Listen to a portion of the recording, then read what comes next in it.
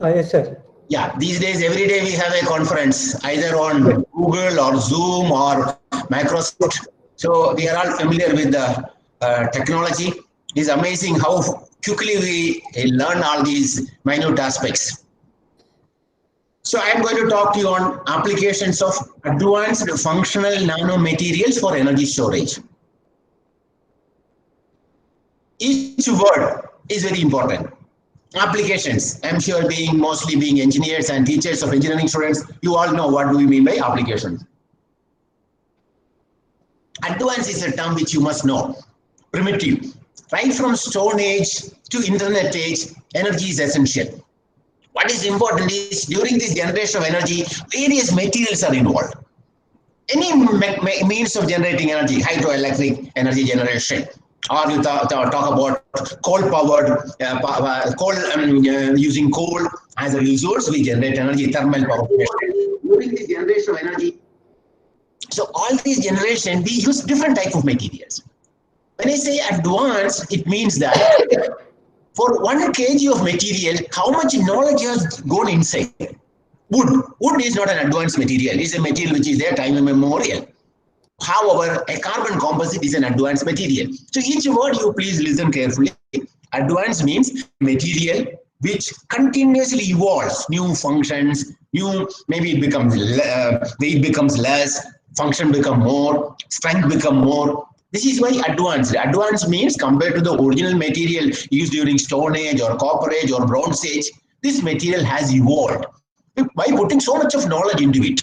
Carbon steel, modern carbon steel is an advanced material. So much we know how to control the grains, how much of the other components are going inside, how strength we can augment by controlling composition of chromium, nickel.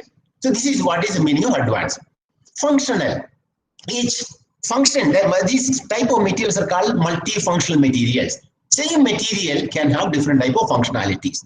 Nanomaterial, being a department of nanotechnology, you know what are the benefits of going for nanotechnology, nanomaterials.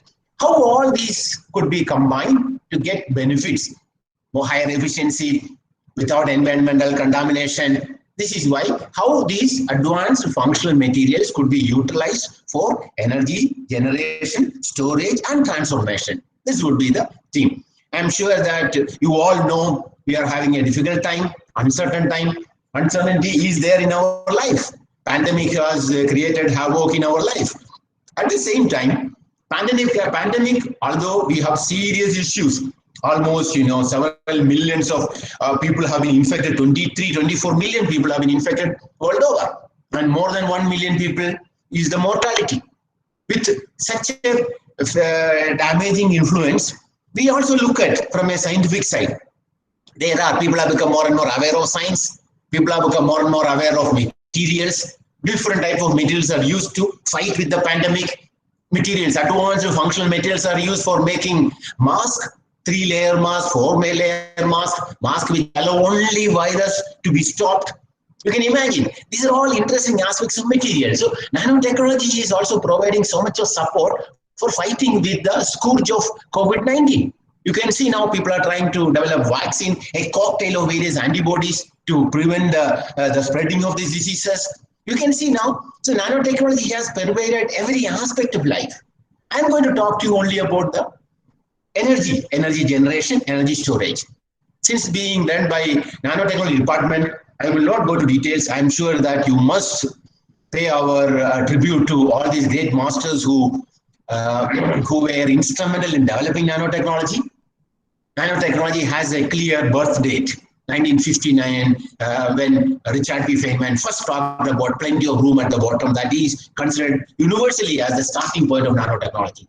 Although nano word was not there, nano word was used only after several years, 1974 by a Japanese scientist Norio Taniguchi, a professor of Tokyo University. And from there we came up with characterization, atom level, molecule level. 1981, we had scanning tunneling microscopy, which allows you to play with atoms, write with atoms, manipulate atoms.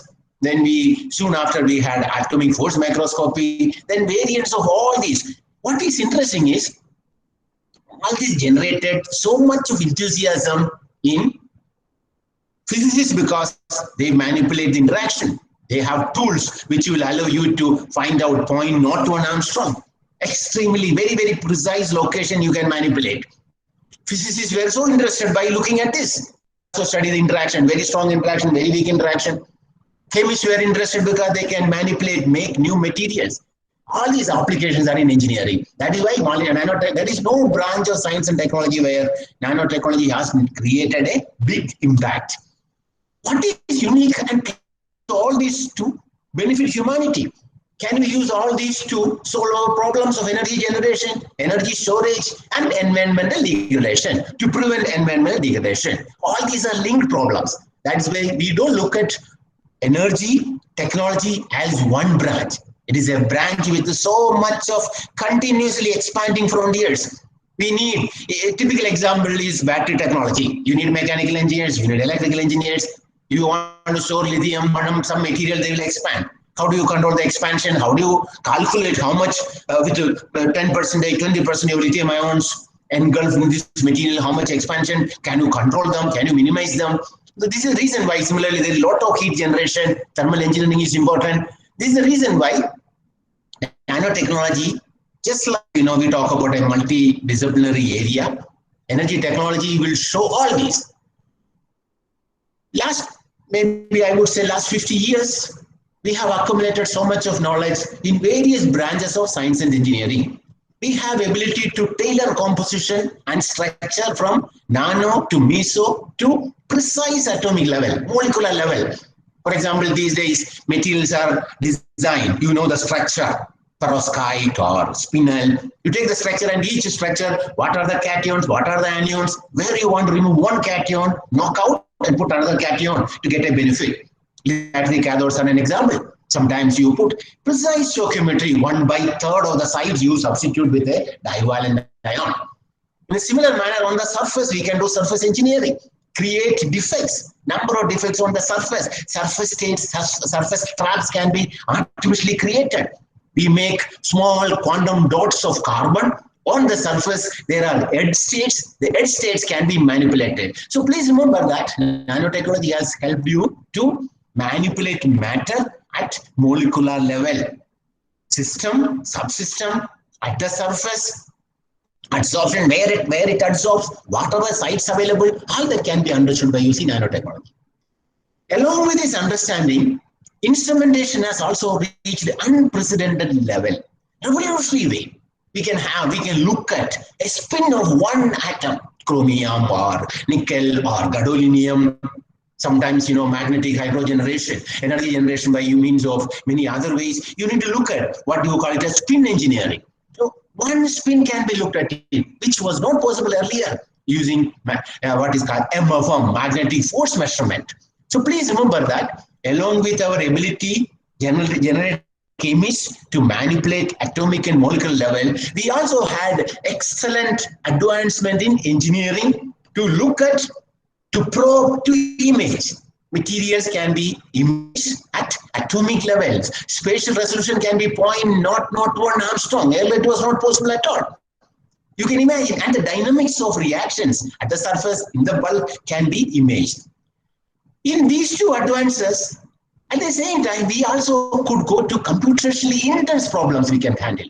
We have tremendous computational capability these days available with the cloud computing, modeling and simulation. What happens at the center of Earth? We can sit here and do simulation experiments.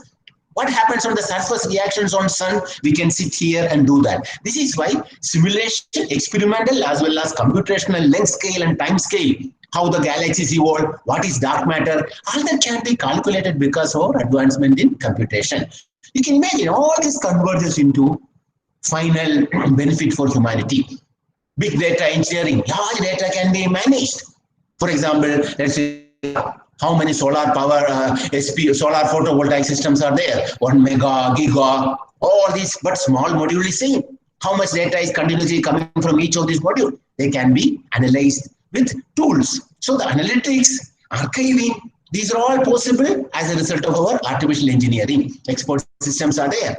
And these are also important for life prediction, visualization of new phenomena. Imagine all this convergence.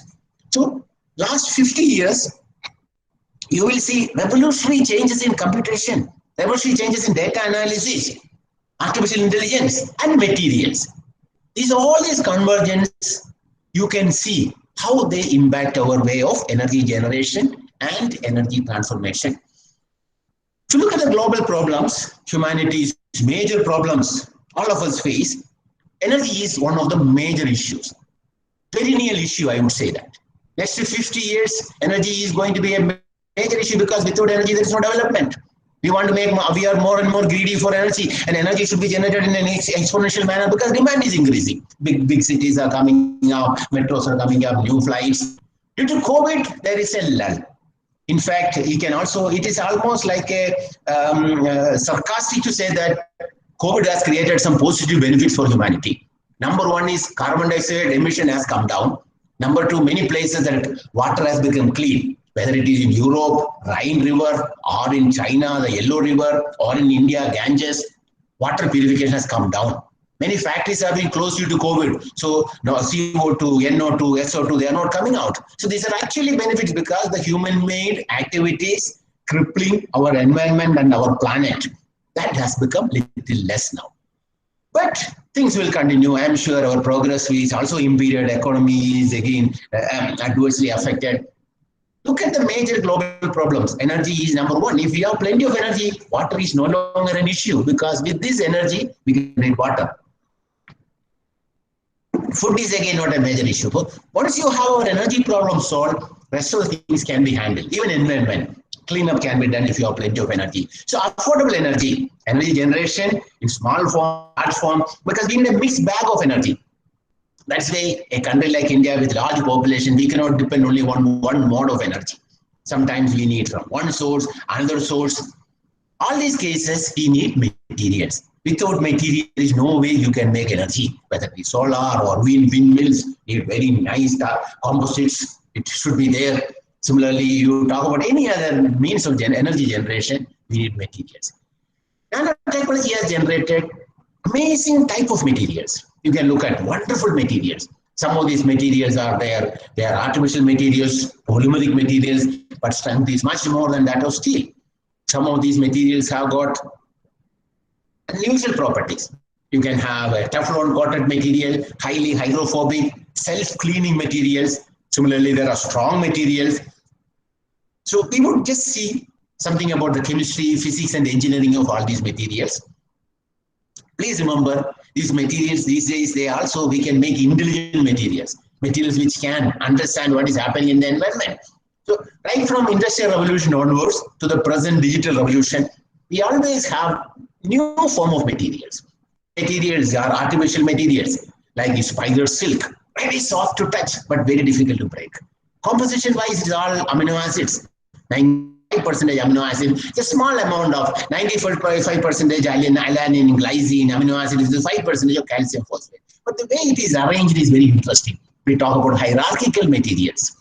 Functional, all of these are functional materials, multifunctional. Sometimes the material undergoes change in such a way that they have multiple functionalities. For example, you have a ferroelectricity, you have a ferromagnetism. At the same time, color will also change. So you will see different type of these multifunctional materials. Some are organic, some are inorganic, some are organo-inorganic. Some of them, these materials have a iron or gold or silver at the core. And the shell, they have an organic material. Shell will get color change with respect to environment. Humidity changes, color will change. Stress changes, color will change. So based on the environmental stimuli, property of the material changes. Initially, it will be insulating. After some time, you will see this become metallic, insulating to metallic transition. So all these properties can be tuned when you make these materials. In the laboratory, when we make such materials, atom by atom, molecule by molecule, that will be done by the skill of synthetic chemists. That time, you can introduce superhuman qualities such as intelligence, such as how to respond with respect to change in the environment in a non-exponential, in a highly exponential or highly non-linear manner. We talk about designer materials. Can we design materials for our energy requirements? Can we design materials for generating energy at the same time without creating problems for the environment? These are the questions which we need to look at it. These are important because a country like India with a huge population, we are also going to embrace circular economy. What is special about circular economy is that our needs are completely fulfilled, but there is no waste, no recycling, or recycling is there in the system, but nothing will be coming out the environment. All the material feedbacks are closed loops. How does it happen? Because we need to plan it. And the entire system is interesting. This is what is important about the circular economy. We will be using 3D printing. We will be using disruptive technology. Innovation will be there always at every stage. Simulation and machine learning will be employed. This is why it is called circular economy. I'm sure that for a country like India with a huge population, this is the only way for going forward. We have around 1.7 billion people now. China has a little bit 1.84. But the energy consumed by us is very small. Although we have this 16 to 17% of the world population, energy consumed by us total is only just around less than 7%. China, on the other hand, with 1.84 billion people, 23% of the world population is with China. They use 23% of the, 23%, but they use large amount of energy. They have not 23, they have around 17 to 18% of the population. They use 23% of the total energy. Compared to US or Europe, per capita energy we use is very poor. That is why we have a high aspiration. Our population will become much more now. Recently, the increase is there. We are going to overtake China soon. Our government considers a 5 trillion economy by 2023. By that time, we will have almost 1.8, 1.85 billion people. The growth is considered. So there is no way that the energy demand for a country like India with a huge population, with average energy consumption very low, the demand is very high. There's an exponential need for energy. 10, 20 years back, our energy was agrarian. How much energy a person needs per day for a comfortable living? You can imagine. Even now we will see many places in India, villages like this. You go, you will see people get up in the morning, they go to the field, they come back, and total amount is energy use is very small. This is in village, but you go to big cities like Mumbai here, you have 24 million people or 25 million now. City grows horizontally as well as vertically. You need how much energy you need to give food, comfortable living, medical facilities, water for such people. City is 24 hours active, and there are several such cities in the country. Look at another city in India, Delhi, with almost 30 million people. 36 it will become in 2030. By that time, India will overtake, Delhi will overtake Tokyo as the most populous city in the world. Delhi is actually competing with two other cities, with Tokyo in terms of population, with Beijing in terms of pollution. You can imagine. So all these are issues of development. India has several other cities, I'm sure, Bangalore, Chennai, Kolkata, Pune, all these places, growth is done in only affluent sectors, and that creates so much of problem for energy. Kolkata, we still have these polluting ambassador cars. Pune, we still have number of two-wheelers more than that of the number of people, more than the population of the city.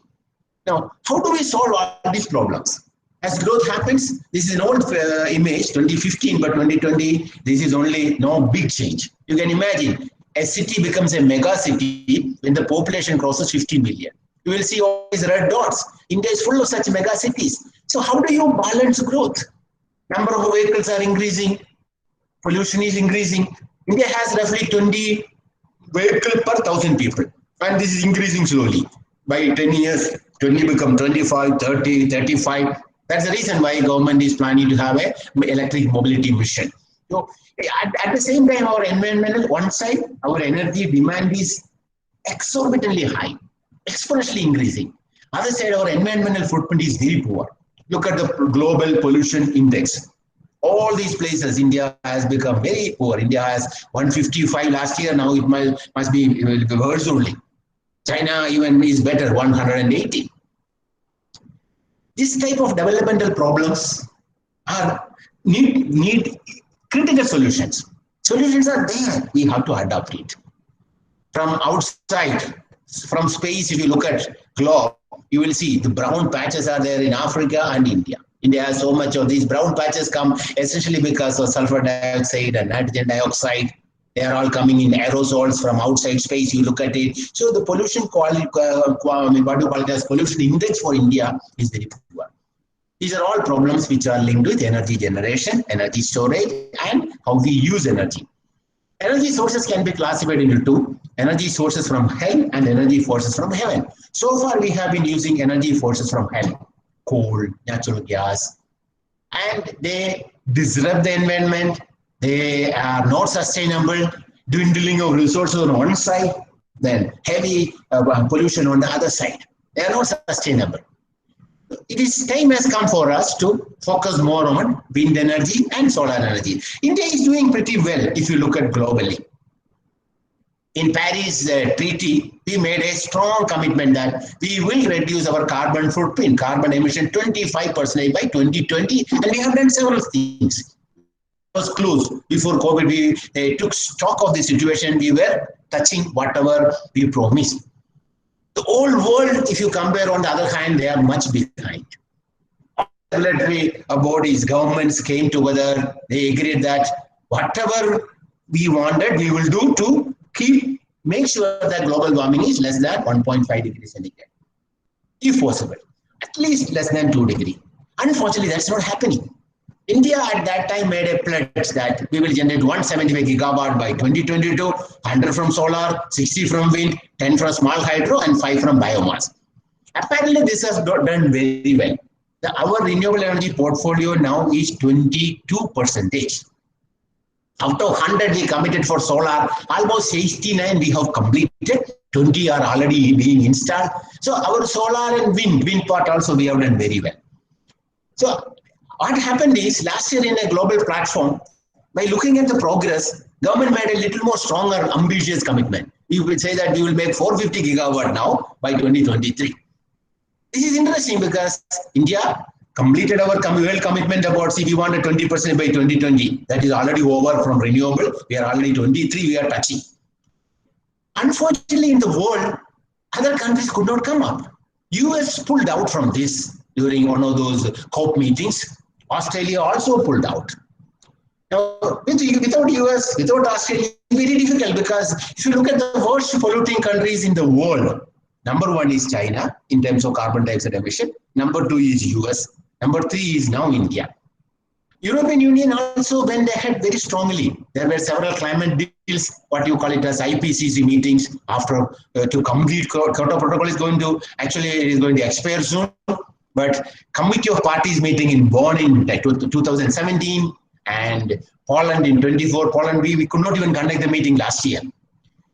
To conclude this, although world countries are far behind in their commitments, except few European countries like Germany, although US pulled out and Australia pulled out, India is, as being a signatory, we are going very strongly with our commitment despite COVID.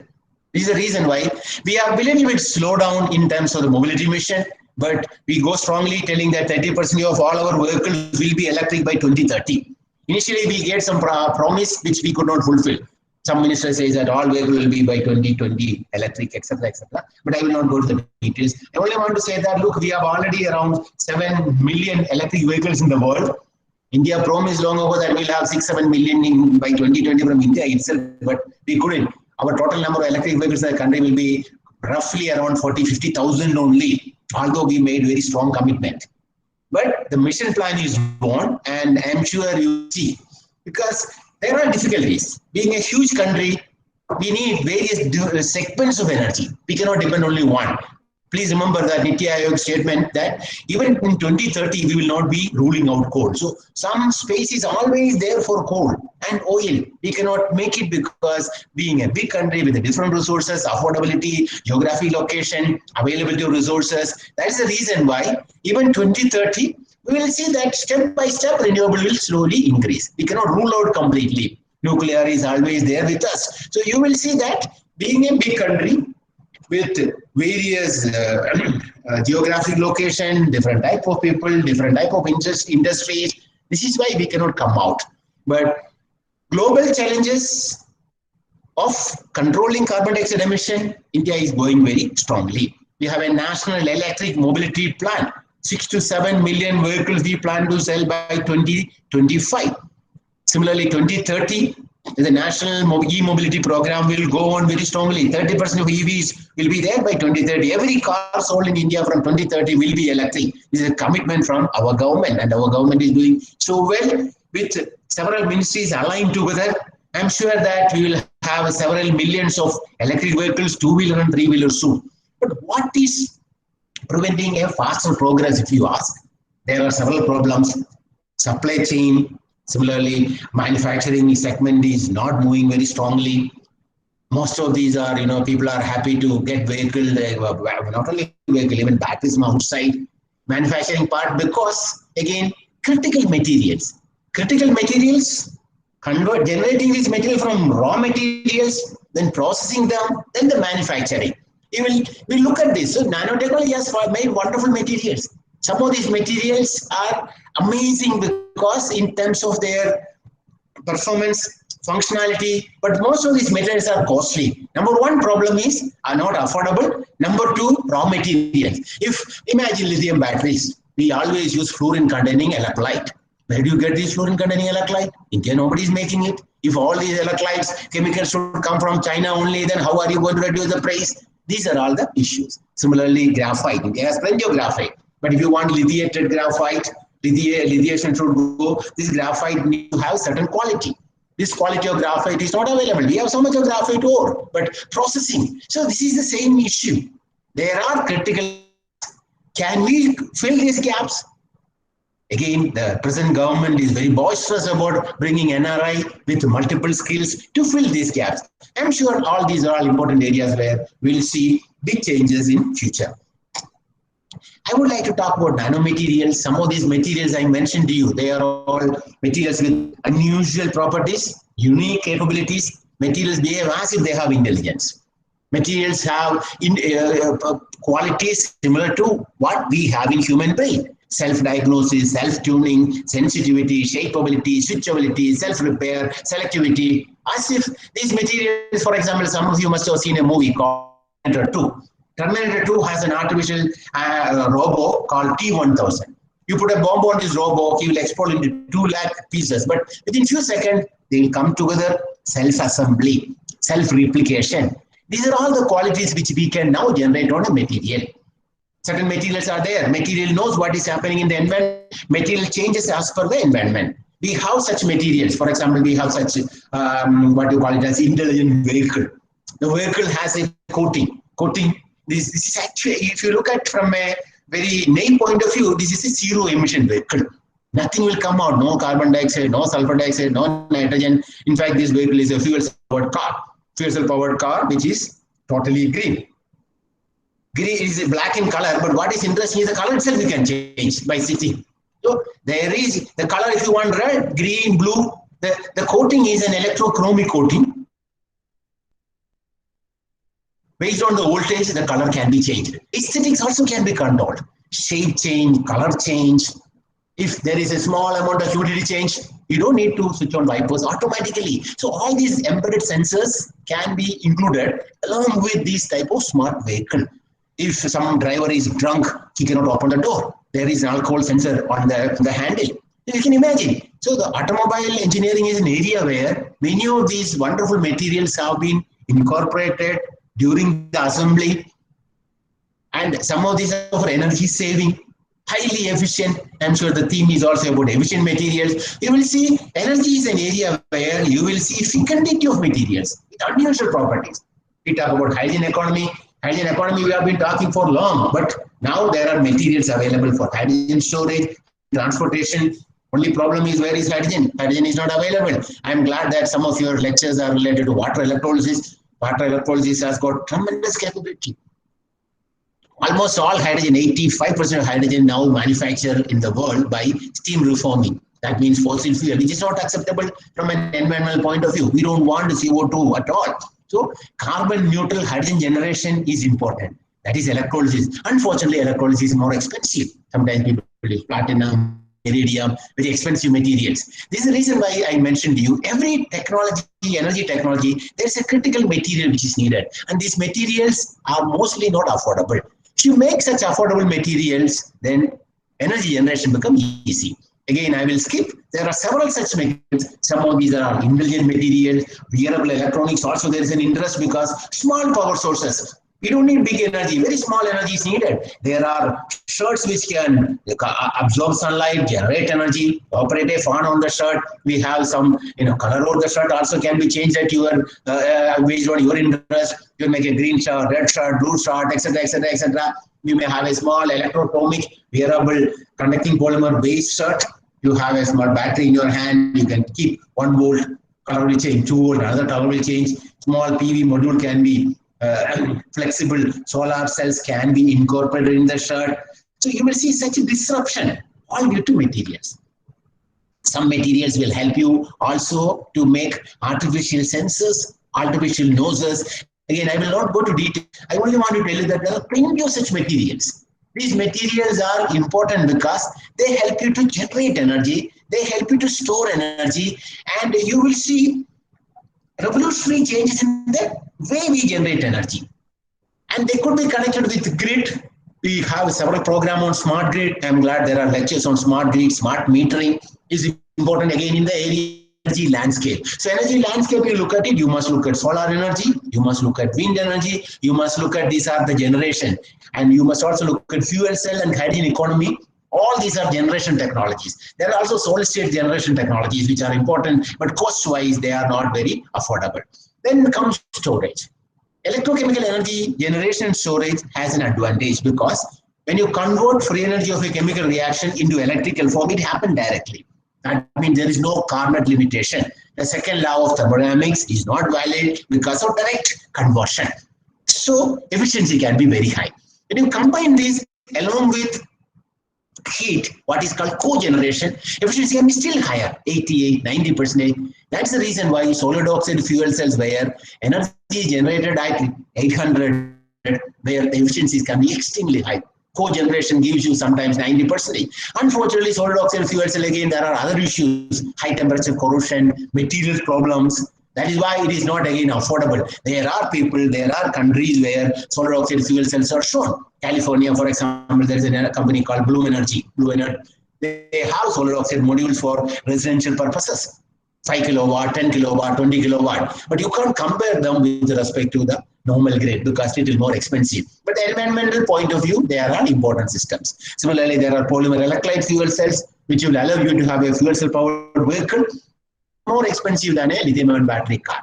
So look at the materials on display. Battery materials, lithium batteries, sodium batteries. I am glad that you have several lectures on this. Solar, photovoltaic materials, dye-sensitive solar cell, perovskite solar cells, organic solar cell. Efficiency may not be very high, but you can print them just like an inkjet printer. 3%, 4% efficiency is also okay, but they are very cheap. Electrocatalysis for water electrolysis, for fuel cells, hydrogen energy, redox flow batteries, all these cases, thermoelectrics, a very important area again. You will see that materials availability has made significant change during last 30-40 years. Along with materials availability, modeling and simulation using computational tools. So I mentioned to you about electrochemical energy generation. We call them as electrochemical power sources. And what are electrochemical power sources? Electrochemical power sources are engines where free energy of a chemical reaction is directly converted into electrical energy. So the conversion is direct. There is no PDV term. That means the limitations of Carnot cycle doesn't come into picture. Efficiency can be intrinsically high. This is number one advantage. Number two, this energy generation is intrinsically clean. There is nothing coming out. Imagine hydrogen and oxygen coming together to form water and electrical energy. Delta G is converted into delta G naught is converted into delta E naught. No, it is a silent energy, so no pollution at all in principle. So we can look at three advantages. Number one, efficiency is very high. Number two, environmentally, it is much more cleaner. Number three, modularity. Small system, big system. For wearable electronics, I need few milliwatts only. For a power station, I need gigawatt or megawatt. Load leveling. This is what we talk about modularity. So I can talk about several such advantages. At least 3 or 4 important advantages of electrochemical power sources compared to other things are that there is no ecological restriction. Unlike hydroelectric, you need large area that is not needed. Number 2, it is modular. Number 3, it is internally clean. Number 4, high efficiency. These electrochemical power sources can be roughly classified into 3: batteries, fuel cells, and supercapacitors. All these 3 common terms are there: energy density, power density, cycle life, rate, self-discharge, shelf life. These are all important matrices to compare the performance of these devices. Batteries can be further classified into primary and secondary. I'm sure rechargeable, you know about it. Fuel cells are entirely different systems where environmental footprint is very, very clean. Batteries, they have a problem because batteries need to be recharged. Recharging environmental footprint depends how you generate electricity. If electricity is generated by coal or thermal power station or any other means of fossil fuels, then even your lithium battery for electric vehicle is not going to help. It is not going to change the environmental footprint. Fuel cell, on the other hand, problem is hydrogen availability. If hydrogen is obtained from solar or from wind electrolyzer, then fuel cell is much more greener than battery powered car. A fuel cell powered car is much greener than powered car. But batteries and fuel cell, they have a problem. They have very high energy density, but the power density is very poor. That's the reason why we talk about supercapacitors. Batteries and fuel cells are good for storing energy, but when you want bursts of power, either to store or to retrieve, they have a problem. They have very poor power density, very high energy density. Supercapacitors, on the other hand, they are complementary devices. They have high power density, very poor energy density. So if you have a combination of supercapacitor with the batteries, supercapacitor with the fuel cells, that is what is needed. People use an Argand diagram to compare their performance, energy density versus power density. Batteries are available for donkey's years, and I will not go to details. I'm glad that there are much more competent people in this program. They will be talking on several types of batteries, cathodes for lithium batteries, supercapacitors, etc., etc. But you must only keep it in mind that nanotechnology has provided long-lasting benefit to this area. Why do I say? 10 years ago, cost of lithium-ion battery was extremely high. In 2008, it was $1,000 per kilowatt hour. Now you get around $150, $120 per kilowatt hour. The exponential decrease price of a battery per unit power with respect to time, you can see very exponential reduction. Same thing happened in solar photovoltaic. Now solar photovoltaic, you will see so many panels. Every engineering college has a solar photovoltaic on the terrace. This is mainly because of the cost reduction. Amazingly, same level of cost reduction you have seen in lithium batteries. What was there in 2008 and what is there in 2018 or 20, you can see now. We have almost, and Tesla predicts that we'll touch $100 per kilowatt hour. Why did it happen? Mainly because of nanotechnology. Nanotechnology has given so many materials and the performance has been sharpened at various levels. We still have a lot of problems because some of the cathodes are battling for supremacy for electric vehicles. Market is so huge that there is so much of money, and the corporates, government, they are all so greedy that they fight with each other. Whether LFP, lithium iron phosphate, whether lithium manganate, lithium nickelate. Some people say I don't want cobalt. Cobalt has a very poor environmental footprint. But again, I will not go to details because all these are all going to be talked by many of our scientists in these few days. I see the titles of many of these programs, and I see that they are all going to explain to you at greater details. There is one lecture on lithium battery, cathode, another one on electric vehicle, either from SICRI or from ARCI or from IIT Madras. They will talk to you more details about it. I just wanted to give you a feel that the exponential reduction happened in solar photovoltaic, same thing happened for batteries, and still we have problems. There are important research areas in lithium-ion batteries with respect to materials, conversion electrodes, than the conventional intercalation materials, new type of electrolytes. Everybody uses the same electrolyte, but people want different, more cheaper, more long-lasting materials. Similarly, where is lithium available? There's a lot of debate on lithium resources, and many people believe that sodium will be the battery for soon going to be for electric vehicle. storing lithium itself, several options. Lithium in carbon, lithium in silicon, lithium in aluminium, I'm sure alloys. These are all topics where you will be listening from various people. One thing is sure that as time goes on, we'll come up with newer and newer innovations. Everybody is thinking about an all solid state lithium batteries or even sodium batteries. No liquid electrolyte. The explosion problems, safety problems are more because of the electrolyte. If you get rid of the electrolyte, self-discharge will be less. You don't need a separator because this will be the electrolyte itself is a separator, solid electrolyte. So people, next generation batteries, people think about all solid state batteries. For that, several consortiums are ready. Some consortium only in Japan, Toyota, Nissan, Honda, Panasonic, they come together. They say that, look, we want the Japanese dominance in this area to come back. So they have a consortium. Many other advanced battery consortium is there in US and Europe. Several programs are there. The science is also very interesting. It's not just materials and its application alone. Science is very interesting. One evidence is that last year Nobel Prize was given in this area for a team of 3 people. You can again see the engineering here. Nobel Prize in chemistry goes to 3 people. John B. Goodenough, University of Texas at Austin. He's a condensed matter physicist. Stanley Whittingham, Bingham University, State of New York. He's a chemist. A mechanical engineer, Asahi Kasei Corporation. Hello? So you can now, a team of 3 people got Nobel Prize last year. And this year Nobel Prize is going to be announced within a couple of weeks. Akira Yoshino is the youngest, born in 1948, mechanical engineer. But why did he get Nobel Prize? He worked only one material, carbon.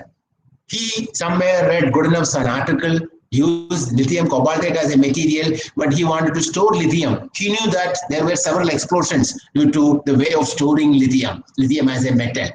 His only contribution is he worked in an industry, worked so many years, only on one material, carbon, petroleum coke, different type of coke, but he came up with a model of lithium batteries which Sony could commercialize, Energizer, 1991. So the first lithium battery commercial production happened only because of Akira Yoshino's insight on materials. He is a mechanical engineer. He got Nobel Prize in chemistry. Now you can imagine Stanley Whittingham as a chemist. He did PhD from Oxford. He was a postdoc in Stanford University. After postdoc, he worked with the solid state battery, solid ionic ion dynamics, movement, solid state ionic conductors. And he went and worked in again one company. Actually, when he was a postdoc in Stanford, ExxonMobil, oil giant, the energy crisis was just looming, 1970, 73. They went and recruited this bright postdoc from Stanford, asked him to make batteries. He kept on making batteries for 16 years there, only using sulfides, titanium sulfide, iron sulfide, chromium sulfide. Interestingly, he coupled this with the lithium metal and all these batteries exploded at various stages. So after 16 years, company found he's of no use. He has only created thousands of explosions. They sacked him. And then he came to Bingham University as a professor. You can imagine, and he gets Nobel Prize because of his work. His work is essentially, he is considered as father of intercalation chemistry, lithium titanium sulfide, lithium niobium selenide, all. But imagine, he got Nobel Prize at the age of 78. And now we have got John B. Goodenough at the age of 98. 97, he got Nobel Prize. Now he is 98. You can imagine the relevance of teamwork. One mechanical engineer, one chemist, and one solid state physicist coming together with amazing quality of materials. This is the primary reason why we are all using lithium in our mobile, in our laptop, in all these applications. Battery technology's history is very, very interesting. A lot of corporates come into picture, a lot of greed, a lot of cheating. All that happened. If you look at it at some other time, I would be able to talk to you. Let me just wind up the talk. There is a road to super batteries for drone. We know what are the parameters. Many of these parameters would be touched up by speakers following me in various lessons. 250 watt-hour per kg, 650 watt-hour per liter, how many cycles. All these are very, very clear. Lithium sulfur, lithium oxygen, these are all the future batteries. And hundreds of startup companies are formed for this. In a similar manner, fuel is very interesting. Actually, fuel cells are one step ahead of batteries in terms of the carbon footprint. Unfortunately, little more expensive. Again, the issues are materials. We need a very strong proton conducting polymer, Some of these fuel cells work better at higher temperature, 150, 160. Fabrication issues, durability issues, stack engineering. Chemical engineering plays a very critical role to couple these small modules, membrane electrode assembly, to make a 1 kilowatt, 5 kilowatt, 10 kilowatt system. There are durability issues. Again, very interesting programs are there for materials. We need composite materials as composite electrolytes, much more long lasting. We have done some work in this area. I will not go to details. I would say that we made some composite materials which are functioning better, but they're all in small labs. When you go and scale up it in larger stacks, 1 kilowatt, 5 kilowatt, we have been working with 3 industries in this area. First work was with the Reliance Industries to make a stationary power source for 3 kilowatt, 5 kilowatt for their towers, communication network. Then we had a project with the Thermax to make it for, this is a high temperature fuel cell, and another one with KPIT for a small car. So we have done some work in this area. Again, I will not go to details. What happened is that all these, even with industry support, is very difficult to commercialize. There are hundreds of issues. We can make an interesting material, replace them, get some global recognition material, but manufacturing is a different type of environment. It's not very easy. We need huge consortium of public-private partnership with more and more, government support for at least initial time, just like a mobility mission. Now, I'm sure that you will see in the next few years so much of change of lifestyle with respect to power sources. Already you can see last 5-10 years back how much mobile itself you can consider as an example. How much the power source, the design, the thickness, the weight, the space, how much it has improved. Every time, laptop 5 years ago, you cannot continue for 2 or 3 hours. Now, some of the laptops will function for 7 hours, 8 hours without recharging. That means energy stored, not both geometrically as well as volumetrically, you are able to have a much better performance. More and more efficiency has come because of materials. Cost is still an issue. Again, this is one of the last, maybe another 5 minutes I'll wind up. Cost is still an issue with respect to electric vehicle, whether it is battery powered vehicle, fuel cell powered vehicles are much more costly. Safety, life, energy, all these can be, you can see the confluence. Again, machine intelligence is going to play a critical in the way these power systems are going to be developed and deployed. The first book written by machine intelligence is in the area of lithium-ion batteries. You'll be able to get this. And each state has come up with their own mission plan for electric vehicle. Electric vehicle is somewhere we are wedded. It cannot come out. We cannot have a thing about drivers now. Every state, the states are, they have their own policies. Karnataka or Tamil Nadu, they all have their own policies to promote electric vehicles. There is also a very healthy environment, just like Atal Innovation Center, we have been talking about it, public-private partnership. There are several such startups available globally. Even India, you can see all these in Noida, in Chennai. There are a small segment of companies, new entrepreneurs, angel investors. They are coming up in collaboration with the scientists and technologists to form startup. How many of these startups will survive is a different matter, but as we progress continuously, we need such support. And I'm sure that the government has a very healthy policy to support such a startup. Chennai itself, Chennai and IIT Bombay and IIT Madras, there's a local environment where there are funds available if you have got a bright idea on this area. With this, let me just summarize. I hope I have given you a feeling how nanotechnology has helped energy generation and energy storage using materials.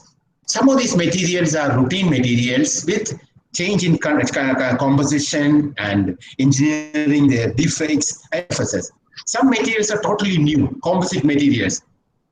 But there is no doubt that material development has illustrated the power of nanotechnology.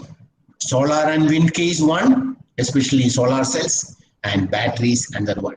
Fuel cell also in a similar manner. These days we can make a fuel cell without platinum also. It is possible. Of course, when you want to have a large scale application, there are issues.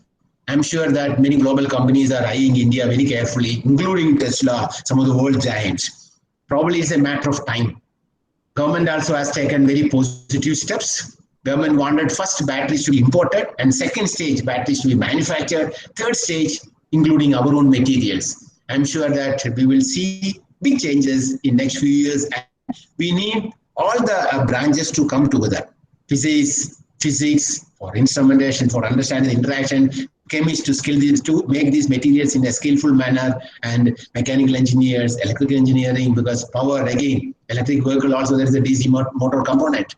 So all these programs we hope India will move on a faster track towards prosperity despite temporary problems of COVID. Again, I just would like to thank all of your patience by making a statement from Thomas Alva Edison, who was inventor of many things. Among other things, he's also one who was very passionate about batteries. Nickel-ion battery was invented by him. Storage battery is, in my opinion, a catch penny, a sensation, a mechanism for swindling the public by stock companies. Talking about greed between companies. Storage battery is one of those peculiar things which appeals to the imagination, and no more perfect thing could be designed by stock swindlers. Like, this is all the more important for lithium batteries because there were several cases against big corporates to claim for the profit. With this, let me thank all of you for your patience, and if you have any questions, I will be happy to answer. Thank you all. Okay. Thank you, sir. Thank you for your wonderful lecture.